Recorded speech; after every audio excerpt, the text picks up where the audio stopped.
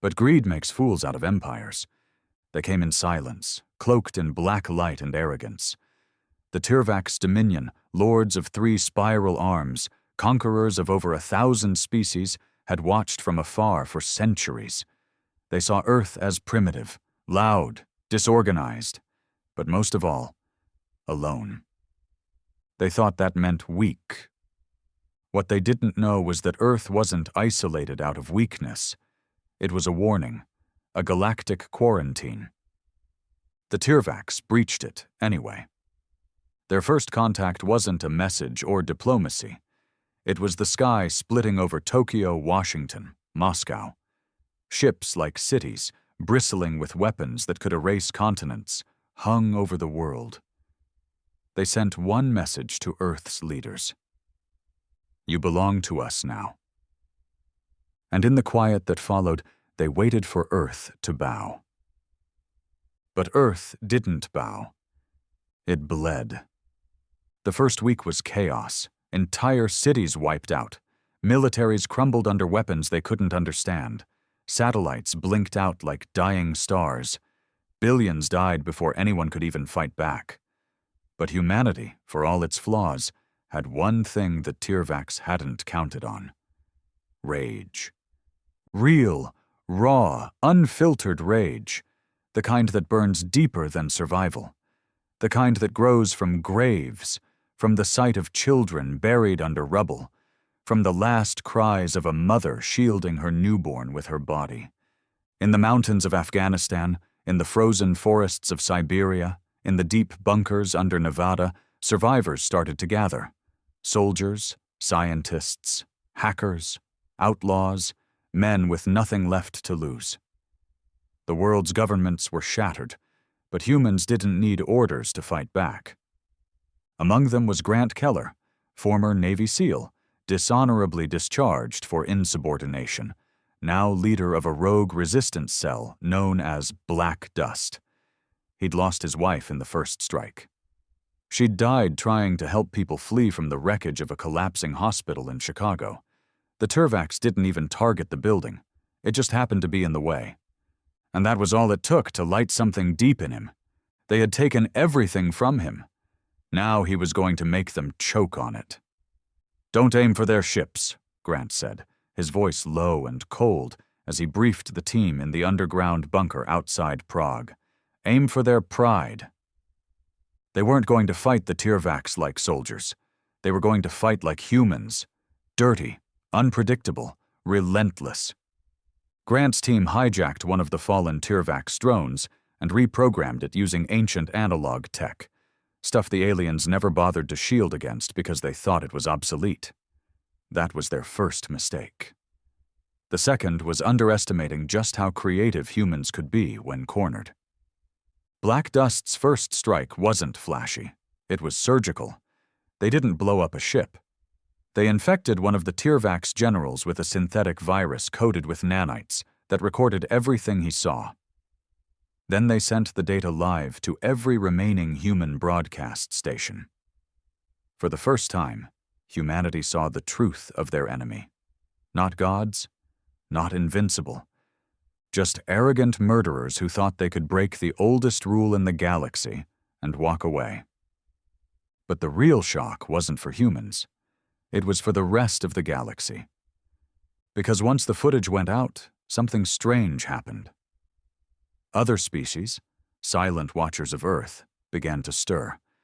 The old races who knew why Earth was off limits, who remembered what happened the last time someone tried to conquer it. And they knew. The reckoning had begun. The Turvacs didn't understand it, this fury, this madness. Every species they had ever conquered bowed eventually.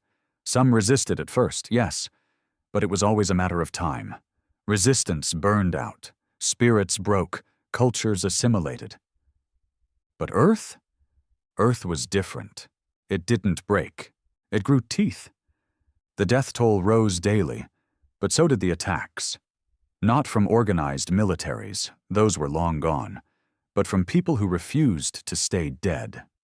In New York, a woman who once worked as a janitor in a university planted a bomb made from scavenged alien tech in a Turvac's troop transport. In Mumbai, a teenage boy lured a Turvac's patrol into a collapsed building wired with crude thermite traps. Across the planet, humanity was bleeding, but it was learning, adapting. Every attack provided data. Every skirmish, an autopsy. They weren't just fighting anymore. They were evolving. Fast. Grant Keller stood over a map in a cold concrete room lit by a single flickering bulb. His fingers traced red markers showing Turvac's installations. Blue ones marked confirmed resistance movements.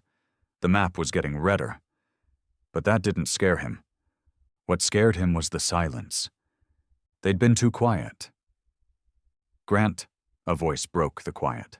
It was Lucas, his second in command, a former Croatian intelligence officer with a scar from his eye to his jaw and a hatred for the Turvacs deeper than religion. "What is it?" "We intercepted something," Lucas said, holding up a battered tablet. "Encrypted. Took Marco 2 days to break it." He handed it over. Grant scanned the alien glyphs, converted to broken English through hacked translation code. Priority alert. Sector 9. Earth resistance compromised. Prepare for Phase 2 implementation. Initiate population-wide behavioral overwrite. Project Silence. Grant's gut clenched. Behavioral overwrite. Mind control. "They're done playing," he muttered. "They think they can wipe what's left of us from the inside," Lucas said. "No bombs, no ships, just take our minds." Grant nodded slowly, dark thoughts swirling. "Then we don't wait for them to launch it. We hit first." Lucas blinked. "You want to strike their main control center? That's suicide." "Maybe," Grant said, "but so is sitting here waiting to lose our minds." He slammed his fist on the table. "Get me every contact still breathing. We hit them in 48 hours. No more hiding." 300 miles above Earth, inside the Turvac's flagship Chutaroon, Vuralix the Overseer stared at a blinking projection with his 6 black eyes narrowing. "This cannot continue," he hissed to his aides. "This species defies natural subjugation models. They adapt, improvise, multiply chaos." One of his aides, a lean silver-skinned creature named Zeltrak, nodded nervously. "Their neural structure is unstable, illogical. They operate on emotion, rage, despair. We cannot predict them." "Then we must erase them," Vuralix growled. "No more experiments, no more containment. Activate silence." "But Overseer, the protocol—" "I said activate it. If we do not end this now, they will become a contagion across the stars." 2 nights later, under a dark sky thick with smoke and static, Grant and the Black Dust team prepared for the unthinkable. The plan was insane. So insane that no logical military strategist would have approved it. But that was the point. The Turvacs thought like computers. Earth didn't. The target was the Nexus node, a massive control station buried under the ruins of Berlin. It wasn't just a command post. It was the Turvacs' central relay for their neural override signal, the heart of their behavioral override system. And they were going to blow it to hell. Grant strapped on his gear.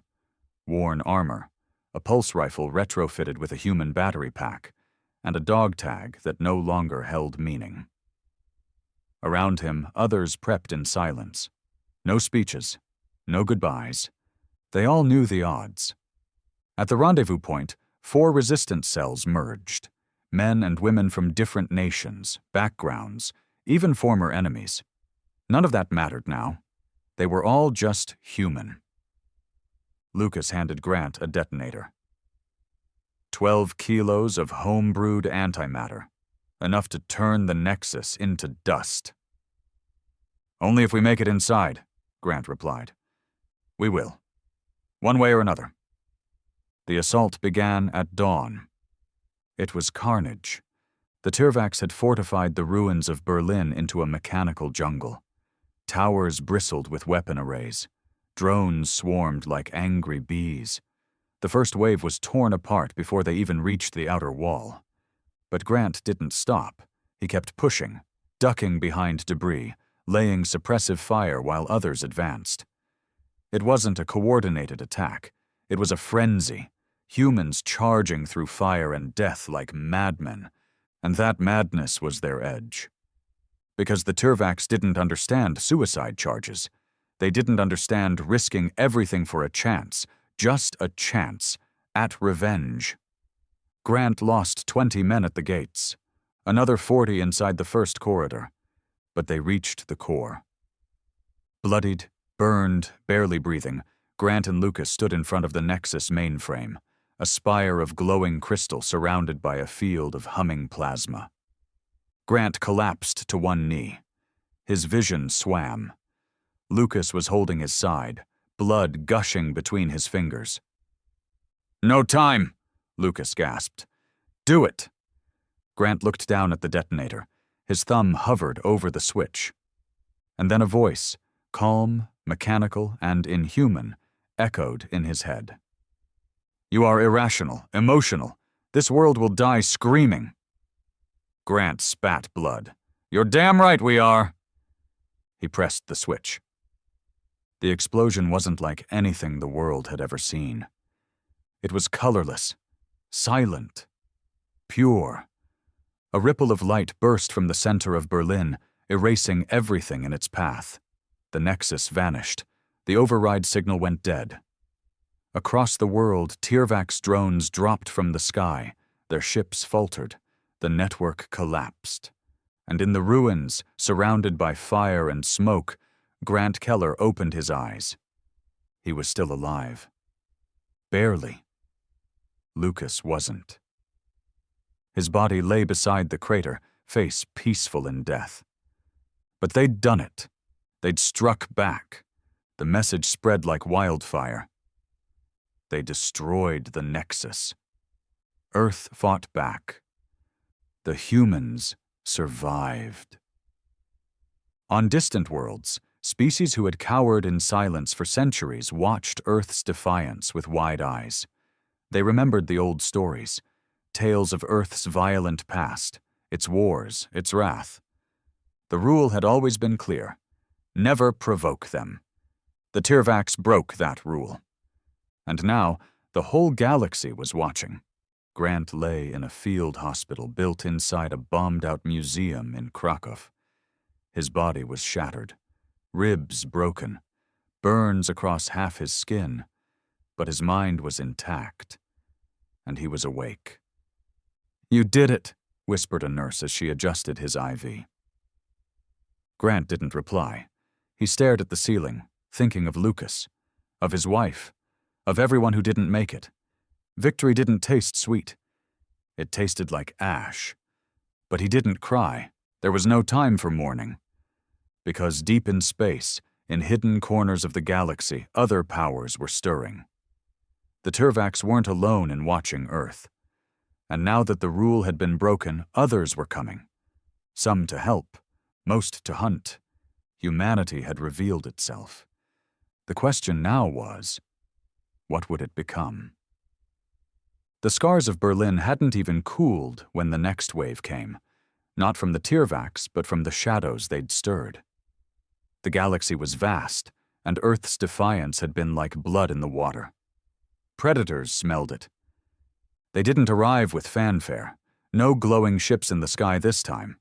They came quiet, subtle, through whispers, transmissions, strange flickers in hacked alien tech. At first, the Resistance thought they were ghosts, leftover AI from fallen ships or some Turvac's failsafe. But then the voices changed. They started speaking Earth languages. At first it was English, then Russian, Mandarin, Urdu, Swahili. "Impressive," the voices said.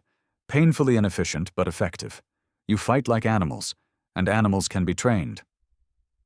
Grant was still healing when the first coded transmission came through. It hijacked their frequency, bypassed all firewalls, and came directly to the central terminal in Krakow base. No one could trace it. Only one message flashed on the screen. "We saw you." Grant sat in a wheelchair, half his body still wrapped in burn gauze. The medical team begged him to rest, but he refused. He rolled himself into the operations room and stared at the message until the screen dimmed. He leaned forward slowly. What the hell does that mean? Across the table, Jericho, one of the last cyber warfare specialists still alive, shook his head. "It ain't Turvac's code. Not even close. This is deeper, older." "You mean someone else is watching us?" Jericho nodded grimly. Or something. The truth was simple and terrifying. The galaxy had rules for a reason. The Turvacs didn't make the Earth rule. They just obeyed it. Someone else had written it. Someone with enough power that even a star-dominating empire didn't dare cross it for millennia. Until now. And Earth's retaliation had drawn them out. "Grant," Jericho said, voice low. "We might have just kicked a bigger hornet's nest." 3 days later, they came. No ships in orbit, no visible approach. One moment the sky was clear, and the next 5 figures stood in the dead center of what used to be Warsaw. No noise, no displacement, just appeared. They weren't Turvacs. They weren't even vaguely humanoid. Tall, skin like stone and shadow. No mouths, but you could feel them when they spoke. Straight into your skull. Every resistance drone in the area shorted out. Every camera cracked. Only one feed survived, and it was scrambled, distorted by radiation. Still, the message got through. "You broke the quarantine." That was the only thing they said. And then they vanished. Not before leaving a crater the size of a city block. No explosion, no heat. Just absence. Matter erased. It wasn't an attack. It was a demonstration, a warning. Grant sat in the command tent the next night, the smell of blood and antiseptic thick in the air. The air was cooler now, like the world itself had grown nervous. He stared at the reports, sightings of similar figures in South Africa, Norway, parts of Australia. Always the same pattern. Appear, deliver the message, leave behind nothing. "Think they're scouts?" he asked. Jericho paced the room, eyes bloodshot from lack of sleep. "Scouts, envoys, gods, I don't know, man, but they're not here to help." "They said we broke quarantine," Grant said slowly. "Not the Turvacs, us." Jericho stopped pacing. "They see what we did as the real violation." It made a twisted kind of sense. The Turvacs broke the rule, but Earth's reaction, its defiance, its vengeance, might have triggered something deeper, something old. Grant looked down at his hands, shaking. Not from fear, but something worse. Uncertainty. For the first time, he didn't know who the enemy was. He didn't even know if they were still enemies. "We survived Turvacs," he said quietly. "But we might have just opened the gate to something worse." Elsewhere, in the hollow void between galaxies, a signal pulsed. Not in radio, not light, something deeper, something alive. It traveled beyond time, beyond space, until it reached a cold, black mass the size of a moon, dead to all scanners, buried in forgotten gravity. The mass stirred. A pulse, a throb, a word in no language spoken by man. Awaken. And the thing that slept in the void opened its eyes. Meanwhile, back on Earth, the resistance started fracturing. The Turvacs were wounded, yes, but not dead. Their fractured ships began regrouping. Isolated pockets of soldiers grew more desperate, more violent. But now the humans were split on what to do. One faction wanted to finish the Turvacs, hunt them down, erase every last trace. The other believed they had bigger problems now. "They're a distraction," said Captain Rui, head of the Eastern European cell. "The real threat is what's coming. We need to prepare." "No," snarled Havoc, leader of a rogue American militia. "We don't run from a fight. You give cowards space, and they breed. We kill the rest of the Turvacs first. Every last one. Tensions boiled over. Gunfights broke out between cells. Old grudges flared. Tribes formed again. Humanity had survived the invasion, but now it was doing what it always did best: turning on itself. Grant watched it unfold from a battered surveillance post, jaw clenched tight. This wasn't what he fought for. Not chaos, not tribalism, but unity, survival, retaliation with purpose. He gathered the leaders, all of them, forced them into one room under armed guard. "No one leaves until we agree on one thing," he growled. "And what's that?" Rui asked coldly. Grant looked each of them in the eye. "That we are not done. Not until we know who these things are, where they came from, and why they locked us away like animals." He leaned forward. "You want to kill Turvacs? Fine, but don't forget, they were just the ones stupid enough to poke the cage. Somebody built the cage. I want them." Silence followed. Heavy. Thick. And then, slowly, one by one, the heads began to nod. Not in agreement, in allegiance, not to each other, but to war.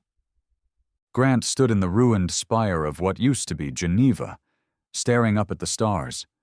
His ribs still ached, his back still bled when he moved too fast. But he was standing, still breathing. Behind him, Jericho stepped into the wind. "You really think we can find them?" "We don't need to find them," Grant said. "We need them to come to us." He held up a piece of shattered Turvacs tech, half a neural core, still humming with energy. "What is that?" Jericho asked. "A message," Grant said. "We're going to build a beacon, one they can't ignore. A signal that says Earth isn't hiding anymore." Jericho frowned. "You're gonna poke the ancient galactic gods?" Grant grinned bitterly. "Number, I'm going to dare them." 2 months after the fall of the Nexus, Earth was still burning, but now it burned with purpose, all across the ruined planet. Survivors rebuilt. Not homes or cities, but weapons, bases, bunkers, and signals. Humanity had stopped trying to return to the old world. That world was gone, buried under alien wreckage and radioactive ash. What rose from its ashes was something harder, colder, focused. Grant Keller stood in what used to be an air traffic control tower at the edge of the Alps. It was now the central hub of the Beacon Project. Below him, engineers and scavengers moved like ants, hauling cables, fusion cores, and broken alien tech across a snow-covered tarmac.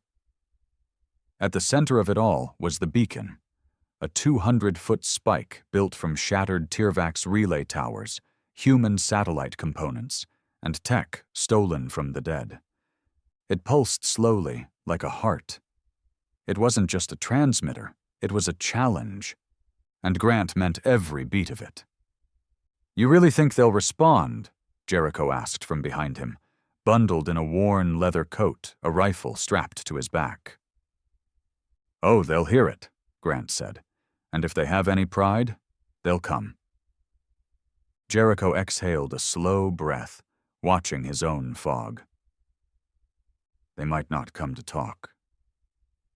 Grant smirked, the cold wind biting into the scar on his cheek. Good. By the end of the week, the beacon was live. Every few minutes, it sent out a signal pulse in every known galactic frequency, and even some they hadn't identified. The message was short, sharp, no translation needed. "This is Earth. We are awake. We are not sorry." Every time it broadcasted, alien remnants stirred.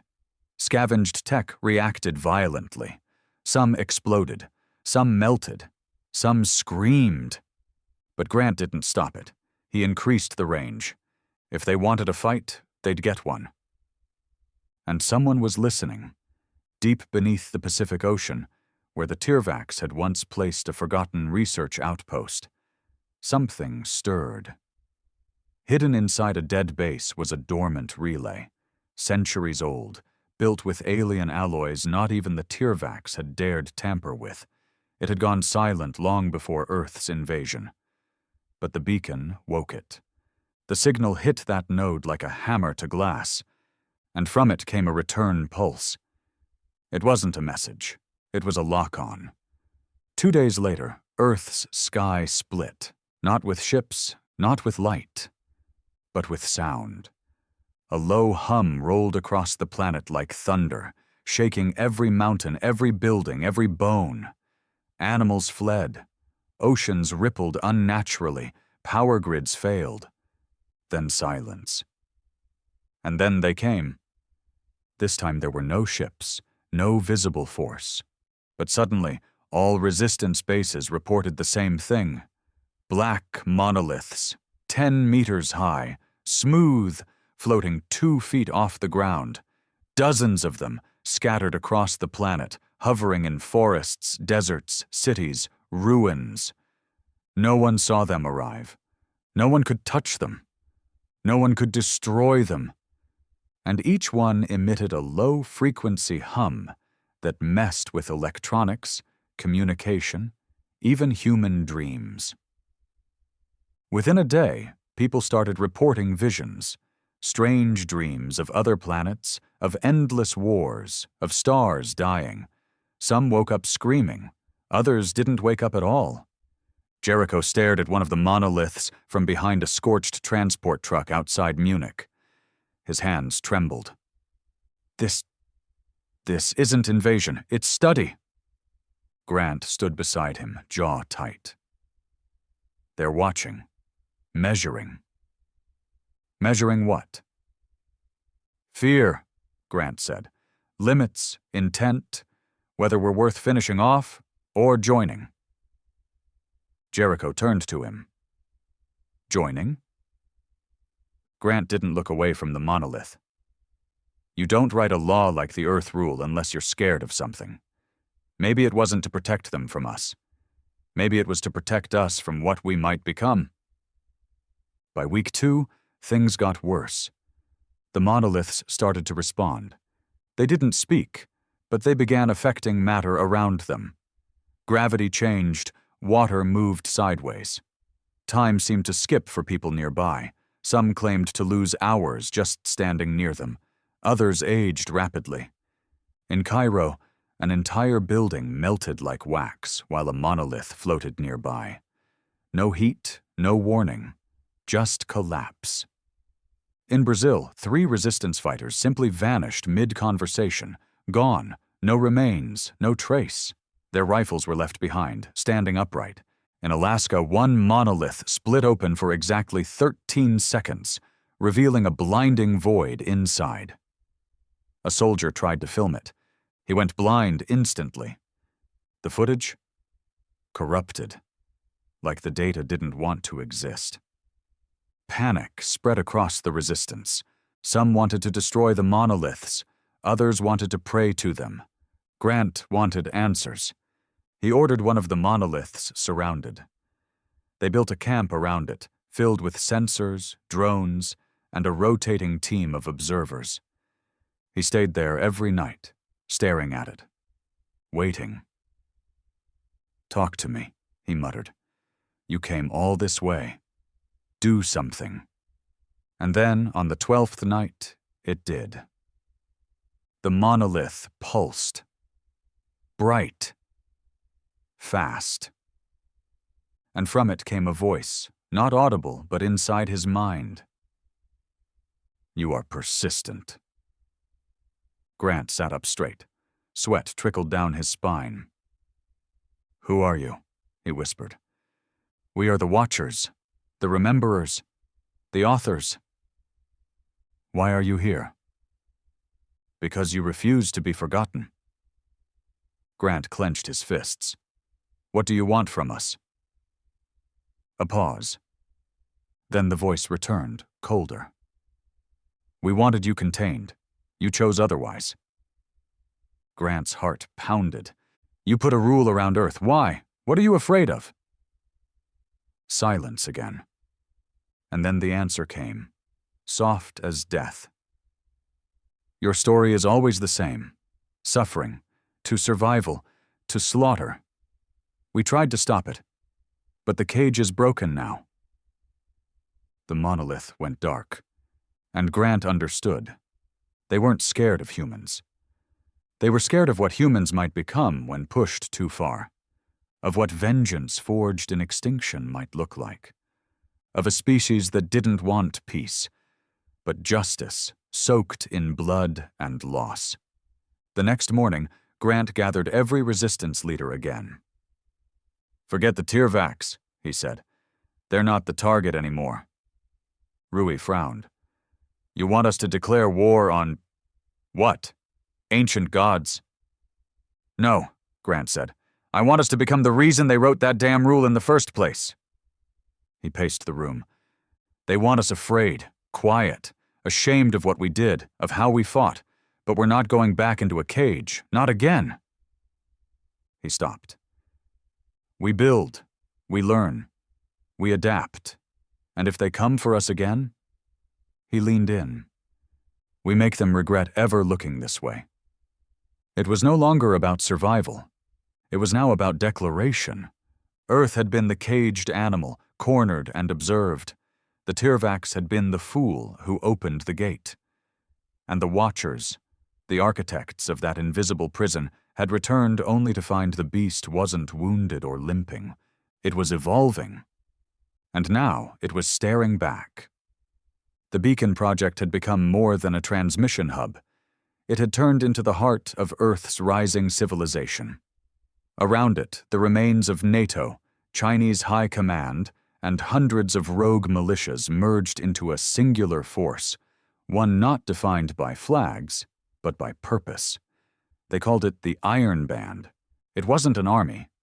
It was a warning. Grant Keller sat in the war room, built beneath the frozen floor of an old Scandinavian missile silo, watching 3 live feeds, one of the monoliths pulsing in the Amazon, another showing the skeletal remains of a Turvac cruiser brought down by a farmer-turned-fighter squad, and a third, flickering like a faulty candle, showing deep space static, where Jericho believed something else was coming.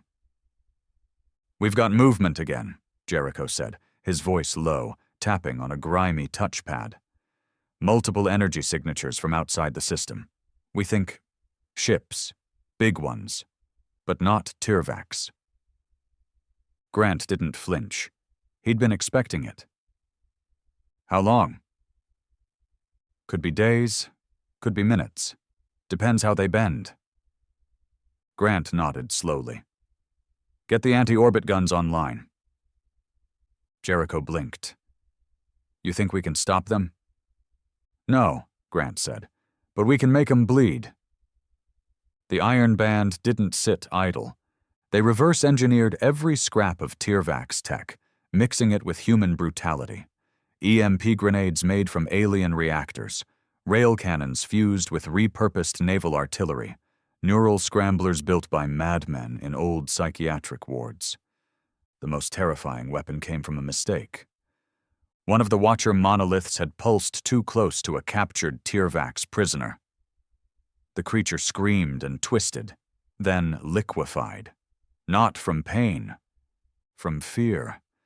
His mind couldn't comprehend what the monolith was, and the neurons collapsed under the weight of whatever ancient horror it represented. Humanity studied that, refined it, and then weaponized it. They called it the Mind Lance, a focused stream of frequency that didn't kill with force, but with dread. Pure, unfiltered existential collapse. It worked best on creatures who thought they were above fear. When the ships arrived, they didn't enter the atmosphere. They bent into it. Reality twisted above the Arctic Circle like water circling a drain. Stars flickered unnaturally. Clouds froze mid-motion. Then, with a sound like cracking bone, the first one appeared. It didn't resemble any known design. It was vertical, an obsidian spire hanging upside down from the sky, stretching from orbit to stratosphere, silent and unmoving. 4 others followed, each placing itself above a continent: North America, Africa, Asia, and Australia. No weapons fired, no voices spoke. But power grids across Earth shorted out. Satellites fell, and in one moment the Iron Band lost communication with every moon base, every orbital satellite station, and every deep space probe. They weren't cutting off attacks, they were cutting off curiosity.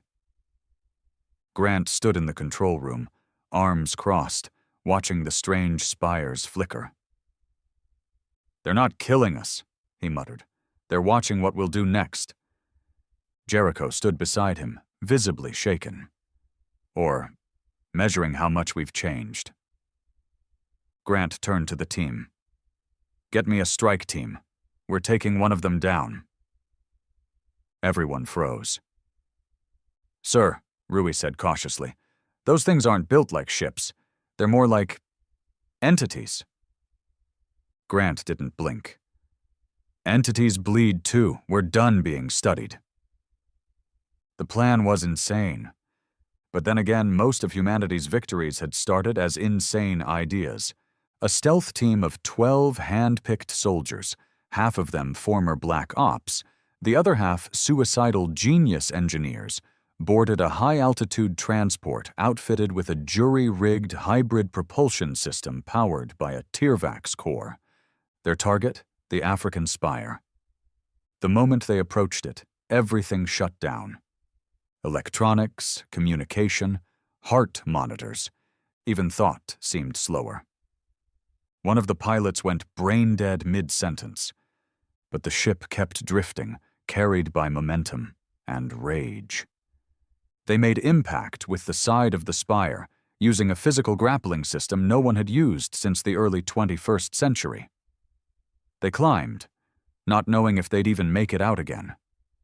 Inside, it wasn't what anyone expected. It wasn't metal or stone. It was memory. The interior was a void filled with images, human images, wars, famines, executions, genocides, nuclear tests. Every horror Earth had ever committed was etched into the walls in perfect clarity, floating, looping, repeating. It wasn't a ship, it was a mirror. And it was meant to shame. But Grant wasn't there to be ashamed. He stepped through the visions, ignoring screams from the past, until he reached the core.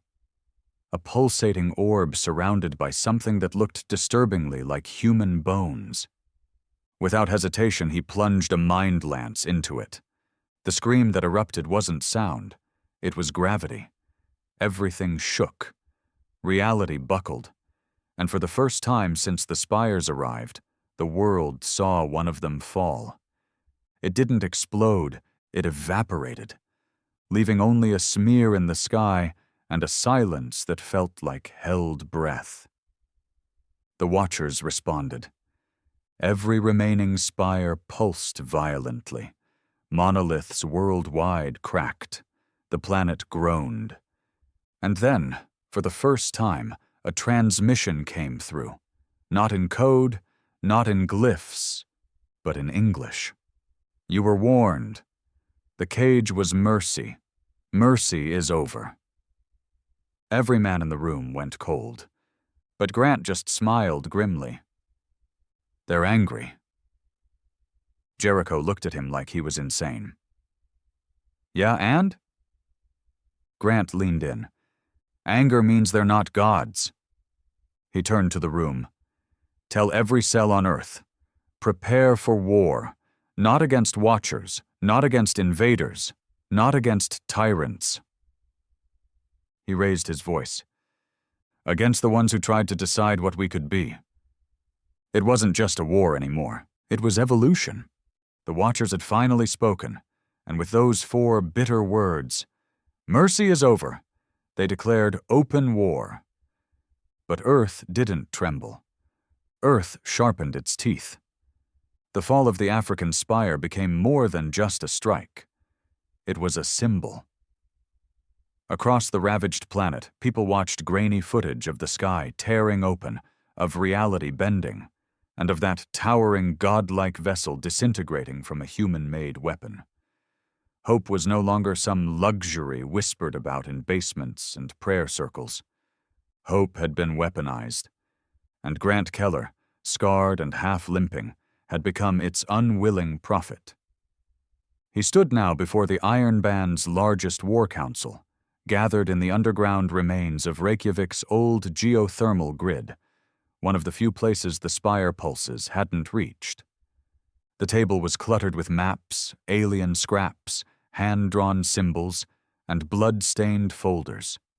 17 resistance leaders, each with their own war stories carved into their skin, stared at Grant. "This is it," he said. "No more waiting. No more questions. They want to test our limits? Fine.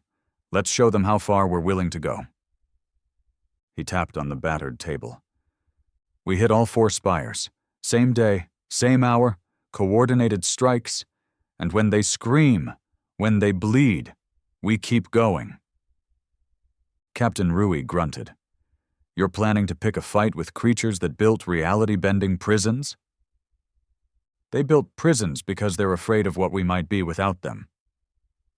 Another voice, this time a younger commander from Argentina, asked quietly, "What if the stories were true, Grant? What if we are monsters? What if they were right to lock us up?" Grant didn't flinch. He leaned forward, looking the kid dead in the eye. "Then it's time the galaxy learned what happens when you chain a monster too long." Preparations moved faster than anyone expected. The Mind Lance tech had been duplicated, now portable, shoulder-mounted, and refined with parts from monolith cores. They didn't know exactly how it worked, but that didn't matter. Humanity had never needed full understanding to wield destruction. Each of the remaining 4 spires would be attacked by elite mixed-squad fire teams, airdropped or tunneled as needed. Grant himself chose the North American spire as his target, not because it was the most dangerous, but because it stood in what remained of Kansas City. His home. It was poetic in the most brutal way. He hadn't been back since the invasion. Not since the Turvacs burned his wife alive during the initial strikes. He didn't expect to feel anything. But as the dropship passed over the scorched plains, and he saw the blackened ruins of what used to be his block, something inside his chest cracked. He didn't let it break him. He swallowed it, turned it into fire. The spire loomed in the distance, a vertical god, pulsing with unnatural rhythm. It didn't cast a shadow. It drank it. Around it, the land had twisted. Trees grew in reverse. Water pooled into dry soil. Time felt slower. The drop team of 7 hit the ground a mile out. Grant led them through a torn landscape, where reality shivered with each step. His comms crackled with madness, voices whispering long-dead names. A few men vomited, clutching their heads. He forced them forward. "Pain is proof we're still real," he growled. "Ignore the ghosts." Inside the perimeter, things got worse. The spire had defenses now. The Watchers had learned. Creatures emerged from the air, not quite flesh, not quite machine. They moved like static, their touch aged skin and corroded weapons. 2 soldiers died before they could scream. But the Iron Band had adapted. Grant's rifle wasn't energy-based. It was kinetic, with old-school ballistic rounds dipped in electromagnetic acid. It tore through the first creature, sending it screeching into ash. They pressed on. They reached the spire. At the base, the air was thick like oil. The team placed the mind lance at the core entrance, shielding their eyes as it booted. The orb pulsed. Grant counted. 5, 4, 3 dash. Then something slammed him to the ground. The world flipped sideways. A voice poured into his skull, raw, ancient, filled with disappointment. You were meant for better. He roared in defiance. We were meant to choose. You always choose fire. Then burn with us. He hit the trigger. The mind lance screamed. This time the spire didn't just evaporate, it exploded, ripping a hole in the sky, hurling debris across 3 states, tearing through cloud cover and sending shockwaves that knocked out every satellite in orbit. 3 more explosions followed across the globe. 4 spires. Gone. The retaliation was instant. The Watchers didn't send messages. They didn't send ships. They changed the sky. Stars vanished. Constellations rearranged into unfamiliar patterns. One moon cracked. Tides shifted, and then every monolith on Earth opened. But instead of horror, out stepped humans, not living ones. Copies, projections. Each one a version of someone who'd died in the invasion, from commanders to children to lovers. They walked among the living, staring with dead eyes. Silent, unblinking. They didn't attack. They just existed. Living reminders of every loss, every mistake, every death. A psychological warfare so cruel it almost worked. But humanity had seen worse. They didn't break. They buried the copies with bullets. Grant walked up to the one that looked like his wife. He stared at her. She stared back. And then he whispered, "You died once." That was enough. And he pulled the trigger. Weeks passed. The sky stayed warped. But no new spires came. No new monoliths. Just silence. Grant stood on a cliff near the wreckage of what was once the North American spire. Around him, life had begun returning. Grass poking through ash, birds returning to twisted trees. Jericho approached, limping from a leg injury he never bothered fixing. "No more signals," he said. Grant nodded. Maybe they're done. Maybe they're regrouping. Maybe. Jericho looked up at the stars. You ever think we lost more than we won? Grant didn't answer for a long time. Then, finally, yeah, but we finally got to lose on our own terms. He turned to Jericho. We were never the monsters, just the ones no one could predict. That's what they feared. Jericho smirked. And now? Grant narrowed his eyes at the war-torn sky. Now they know we don't need chains to be dangerous. The silence lasted 17 days. No spires, no monoliths, no signals from the stars. Just quiet. Uneasy, unnatural quiet. And that scared people more than any war had. Because silence didn't mean peace, it meant planning. Grant Keller knew that better than anyone. He hadn't slept right in over a year. The scars on his back still tore open when the weather changed. He couldn't close his eyes without seeing the ruins of Kansas City or the twisted echo of his dead wife staring back from the monolith's illusion. But he also couldn't stop now.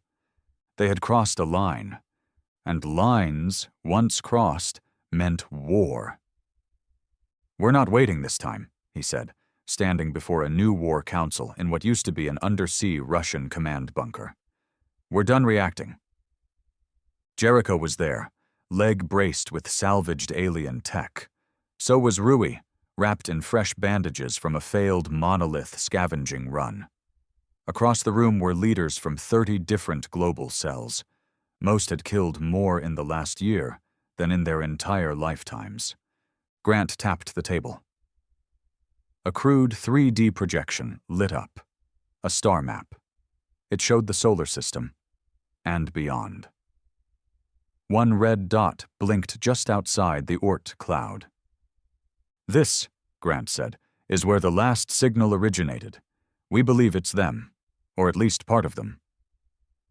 "The Watchers?" Rui asked. "Or what's left of them?" "What makes you think they'll be there?" Grant leaned in, voice tight. "Because they didn't expect us to win. They expected us to die. And when we didn't, they ran out of stories to write." The plan was madness. They were going to send a manned vessel into deep space, past Pluto, past the cloud of frozen debris that wrapped around the solar system, to chase a phantom signal from creatures that could rewrite physics on a whim. But humanity had always been fueled by madness.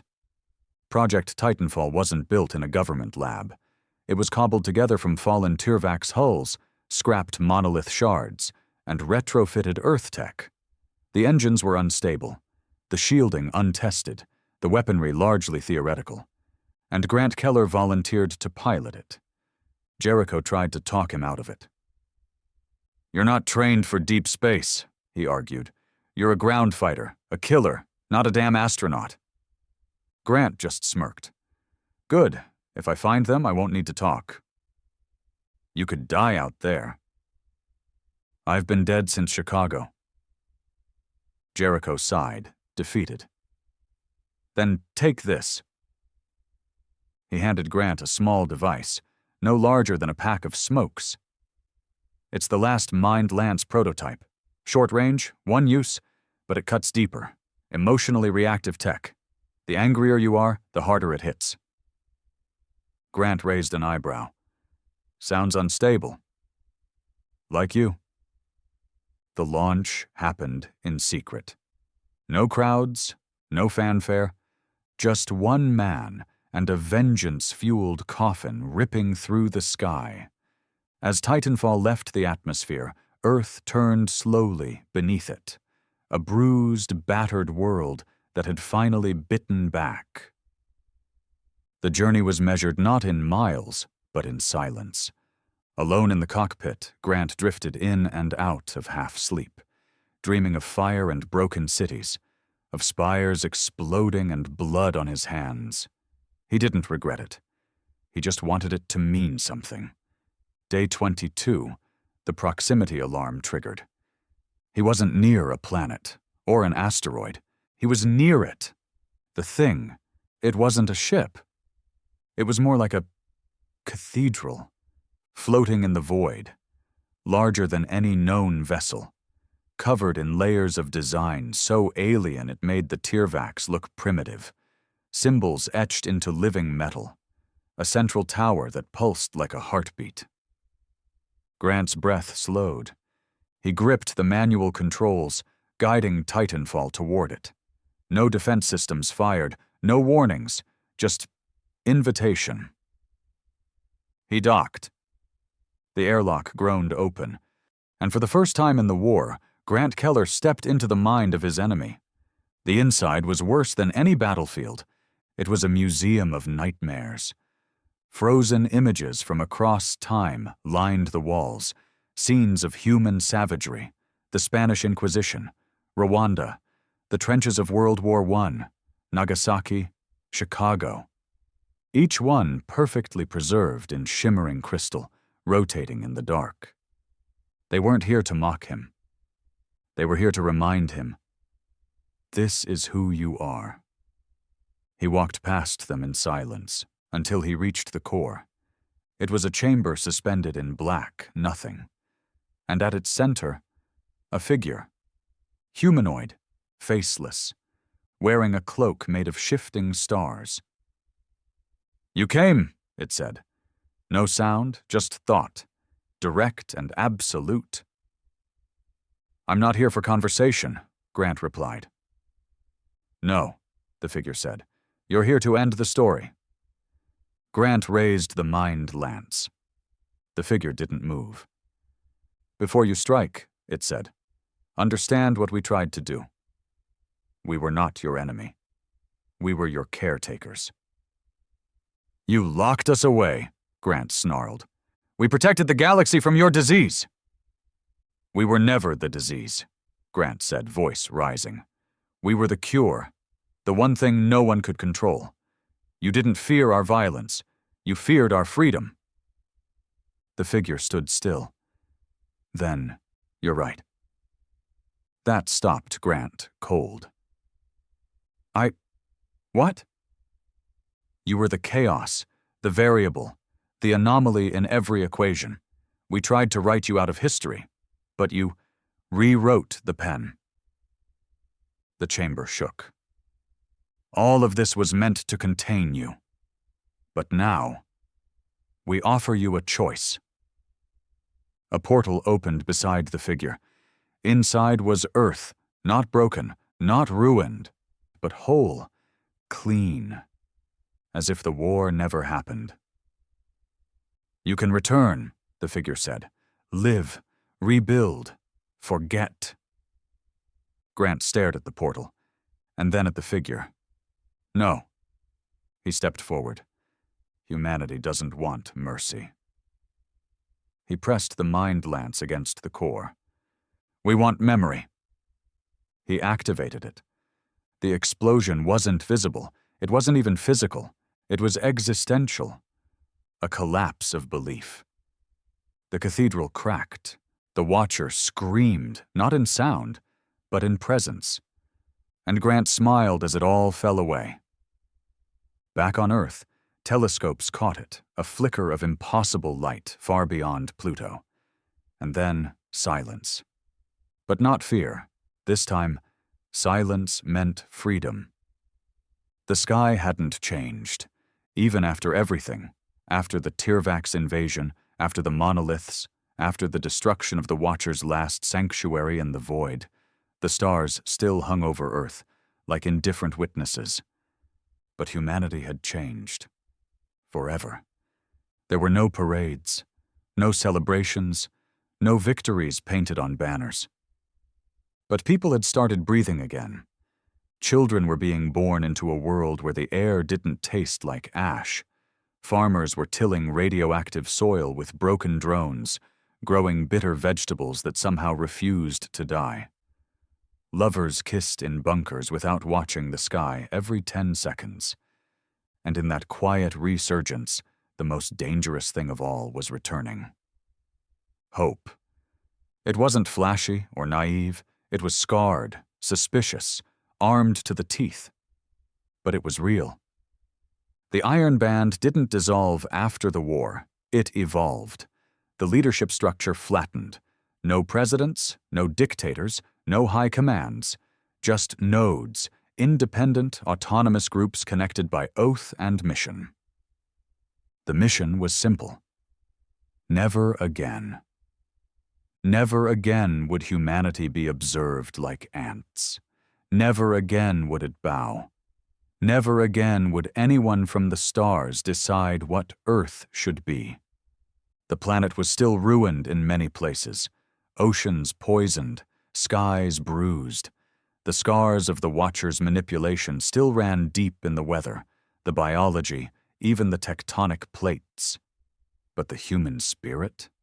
It was more violent and alive than ever. And Grant Keller? He didn't die. He woke up in a crash pod that had been ejected mid-return from the remains of Titanfall. Burned. Bleeding. Barely breathing. Somehow the craft had slingshot back toward Earth using stolen gravitational fields. A suicidal course correction that should have snapped his bones in half. But he woke up in the ruins of Iceland, surrounded by debris and covered in soot. Alive. He didn't even get to stand up before he vomited blood. But he laughed when he did it, because he knew. He'd killed a god. When they found him, he wasn't surprised. He was standing by the shoreline, watching the waves crash violently, as if the sea hadn't yet adjusted to the absence of something massive in the sky. Jericho limped toward him, more gray in his beard, a plasma pistol at his side. "Took you long enough," Grant muttered. not turning around. Jericho stopped beside him. We saw it, you know, from every corner of the planet. That flash beyond Pluto, like someone ripped a star open. It was him. Him? The Watcher? Or one of them? Doesn't matter now. Jericho looked at him for a long moment. You brought it all down.